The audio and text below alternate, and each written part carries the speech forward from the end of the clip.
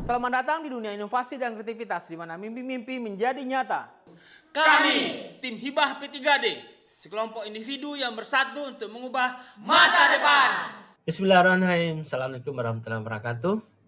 Hari ini kita akan memasuki dunia yang menarik dalam sistem operasi dengan pembahasan mengenai demand paging. Demand paging adalah strategi yang penting dalam manajemen memori yang memungkinkan proses-proses berkomunikasi langsung dengan memori fisik atau RAM, sehingga dapat mengoptimalkan penggunaan sumber daya memori. Oke, pertemuan kali ini akan menggali lebih dalam bagaimana demand paging memungkinkan proses-proses untuk membuat hanya sebagian dari diri mereka ke dalam memori fisik, sesuai dengan kebutuhan sehingga maksimalkan efisiensi penggunaan memori.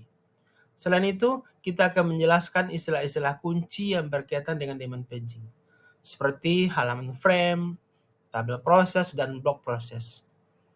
Memahami istilah-istilah ini akan menjadi landasan penting dalam pemahaman demand paging.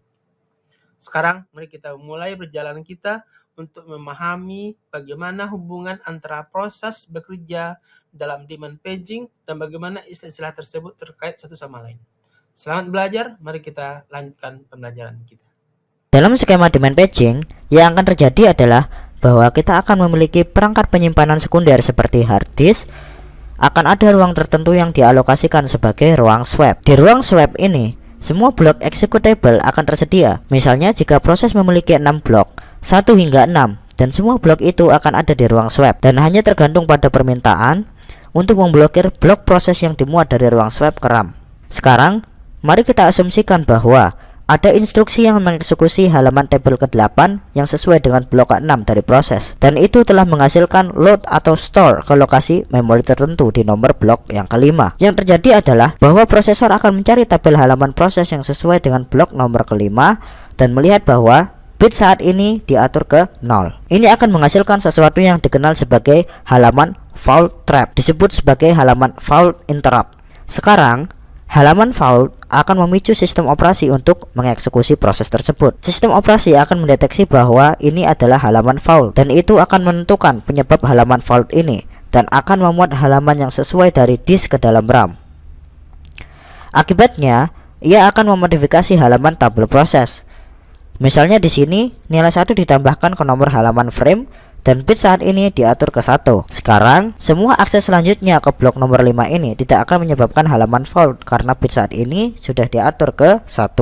Namun, akses pertama untuk memblokir 2, 3, dan 4 akan menghasilkan halaman fault, dan itu akan menyebabkan sistem operasi mengeksekusi dan memuat blok yang sesuai ke dalam RAM. Akibatnya, halaman tabel untuk proses khusus itu akan diperbaharui. Sekarang kita telah mencapai keadaan di mana setiap halaman frame dalam RAM menempati beberapa blok. Blok-blok ini dapat berasal dari proses 1 atau proses 2 ataupun proses 3. Sekarang, apa yang terjadi jika kita akses memori untuk memproses blok ketiga? Seperti yang dapat kita lihat bahwa karena bit saat ini diatur ke 0 dalam proses halaman tabel, itu akan menghasilkan halaman fault lagi, dan itu akan memicu sistem operasi untuk mengeksekusi proses itu. Sekarang, masalahnya adalah apa yang akan dilakukan sistem operasi untuk memenuhi akses memori khusus ini di blok ketiga. Sistem operasi perlu menghapus salah satu halaman. Pada dasarnya, ini perlu membersihkan salah satu dari halaman untuk membuka blok yang baru.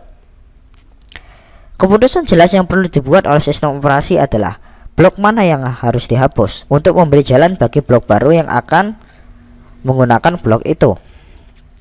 Pilihan ini didasarkan pada algoritma yang ada dalam sistem operasi. Ini dikenal sebagai algoritma pengganti halaman atau page replacement. Dan ada beberapa pilihan untuk itu seperti FIFO, first in first out, optimal page, atau least recently used. Berdasarkan keputusan yang dibuat oleh algoritma pengganti halaman, operating system atau sistem operasi akan menukar blok dari RAM dan menggantinya dengan blok yang ketiga yang baru-baru ini diakses. Akibatnya, bit saat ini sesuai dengan blok yang dihapus dan kemudian akan diatur ke 0. Kita telah menghapus misalnya blok nomor 1 dari RAM ke swap, dan oleh karena itu bit saat ini sesuai dengan blok 1 yang kemudian akan diatur ke 0. Sekarang, Blok 3 yang baru saja dimuat ke dalam halaman frame tertentu akan memiliki nomor halaman frame dan bit saat ini diatur ke 1. Proses penghapusan blok dari RAM dan menggantinya dengan yang lain dikenal sebagai swap out atau swap in. Proses memindahkan blok dari RAM ke disk dikenal sebagai proses swap out. Sementara proses pemuatan blok dari disk ke RAM dikenal sebagai swap in. Selama proses swap out, yaitu menyimpan blok 1 ke hard disk, semua perubahannya terjadi selama pelaksanaan proses. Semua perubahan yang terjadi di blok 1 akan diperbaharui di ruang swap. Dengan demikian, blok yang akhirnya disimpan di ruang swap akan memiliki tampilan data terbaru. Hal berikutnya yang akan kita tanyakan adalah jika swap out, yaitu menyalin blok 1 dari RAM ke disk, sebenarnya diperlukan atau tidak. Mari kita asumsikan bahwa blok 1 yang ada di sini dalam frame 14 tidak memiliki data yang diubah. Misalnya, itu bisa sesuai dengan instruksi atau hanya membaca data. Dan oleh karena itu, tidak ada data ini yang benar-benar berubah. Dalam kasus seperti itu, proses pertukaran menyalin isi halaman ini kembali ke disk tidak akan diperlukan. Karena di sisi lain, misalkan kita memiliki data dalam blok nomor 1 yang telah dimodifikasi. Ini akan menunjukkan bahwa salinan blok 1 dalam RAM berbeda dari yang ada di dalam disk. Dan karenanya, seluruh halaman frame harus swap out dan kembali ke dalam disk. Bagaimana sistem operasi akan mengetahui apakah swap out diperlukan atau tidak?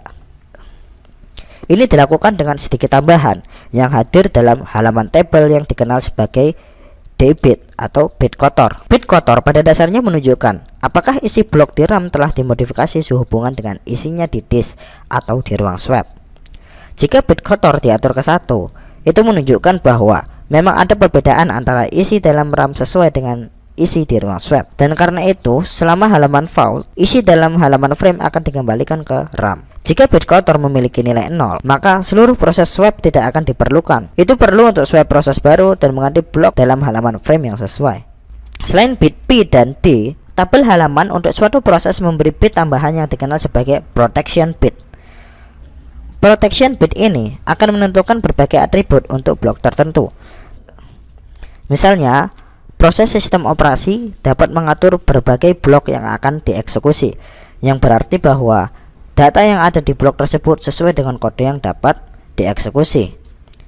Dan karena itu, CPU kemudian dapat mengeksekusinya. Bit lainnya pada blok hanya dibaca, dan oleh karena itu, memodifikasi data apapun dalam blok itu akan mengarah ke halaman fault. Dan bit di sini akan menentukan apakah blok tertentu sesuai dengan kode sistem operasi atau kode pengguna. Dan bit di sini akan menentukan apakah blok tertentu sesuai dengan kode sistem operasi atau sesuai dengan kode pengguna. Informasi tambahan ini disajikan oleh Demikianlah pertemuan kita hari ini.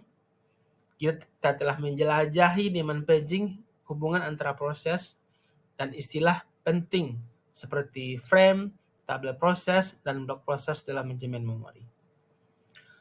Saya berharap materi ini membantu Anda memahami konsep-konsep tersebut dengan lebih baik.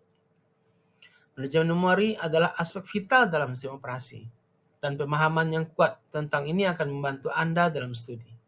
Terima kasih atas perhatian Anda, selamat belajar, dan semoga sukses dalam studi Anda. Sampai jumpa pada pertemuan berikutnya.